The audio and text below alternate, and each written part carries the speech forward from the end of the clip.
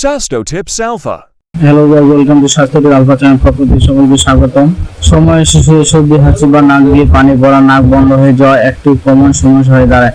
তো সেক্ষেত্রে এই সমস্যার জন্য আজকে আমি আপনাদের সাথে আলোচনা করবো একটি মেডিসিন নিয়ে, এবং মেডিসিন নাম হচ্ছে রাইনাজল 5%। এই নেজাল ড্রপ আপনাদেরকে জানাবো এই ভিডিওতে যে মেডিসিন কি ধরনের মেডিসিন, এতে কি কি সমস্যা আপনার শিশু দিতে পারবেন, যে কি পরিমাণে মেডিসিন ব্যবহার করবেন, যেতে পারে পার্শ্ববিধি কি সতর্কতা অবলম্বন করবেন ইত্যাদি সম্পর্কে আপনাদেরকে জানিয়ে দেবো। আশা করি ভিডিওটা আপনার ভালো লাগবে বা প্রয়োজন হবে।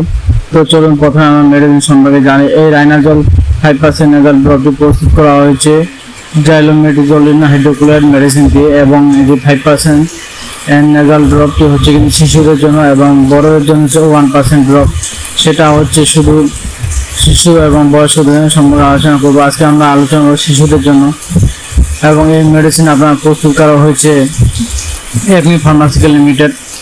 এই 15 ml ড্রপটির মূল্য পড়বে আপনার 800 টাকা। এটি আপনার যে কোনো ফার্মেসিতে পেয়ে যাবেন। এবার আপনাকে জানাচ্ছি যে মেডিসিন দিয়ে আপনার শিশুর কোন কোন সমস্যার জন্য দেওয়া যেতে পারে।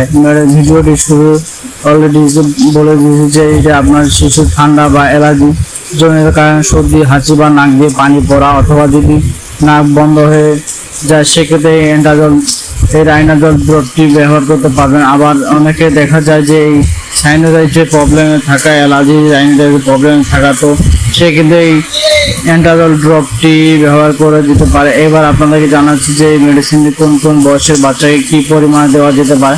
যদি আপনার বাচ্চার বয়স 6 থেকে 12 বছর হয়ে থাকে তাহলে প্রতি নাকের ছিদ্রে 2 ফোঁটা করে, দিনে 2 নাকের ছিদ্রে 4 ফোঁটা করে, দিনে 2 বার দিতে পারেন, সকালে এবং রাতে। যদি আপনার শিশু বয়স 6 বছর কম হয়ে থাকে তাহলে তার প্রতি নাকের ছিদ্রে 1 ফোঁটা করে, দিনে 2 নাকের ছিদ্রে 2 ফোঁটা করে দিতে পারবেন, সকালে এবং রাতে একদিনে ঠিক হয়েছে।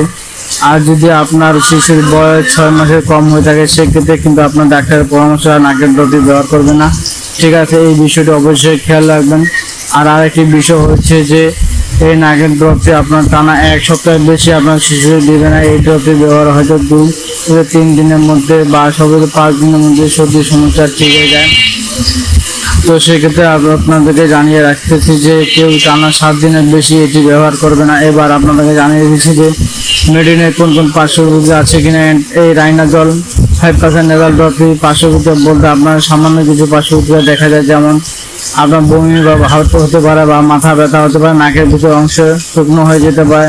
তো এই প্রবলেমগুলো কিন্তু খুব একটা দেখা যায় না। আপনি যদি মেডিসিন ব্যবহার করেন তাহলে কোনো সমস্যা হবে না। তো এই হলো আজকের এই রাইনাজল ড্রপটি সম্পর্কে আলোচনা। আশা করি আপনার ভিডিওটি প্রয়োজন হবে বা আপনাদের উপকার হবে। যদি ভিডিওটা দেখে আপনাদের ভালো লাগে তাহলে ভিডিওটি অবশ্যই লাইক করবেন, এবং ভিডিওটি রাইনাজলের সম্পর্কে কোনো জানা থাকে তা আপনার কমেন্ট করতে পারেন। আমরা যথেষ্ট আপনার প্রশ্ন উত্তর দেবো। তো আজকের মতো ভিডিওটি এখানে শেষ করছি। ভালো থাকেন, সুস্থ থাকেন, খোদা হাফেজ। পরবর্তী দেখা হবে আবার নতুন একটি মেডিসিন।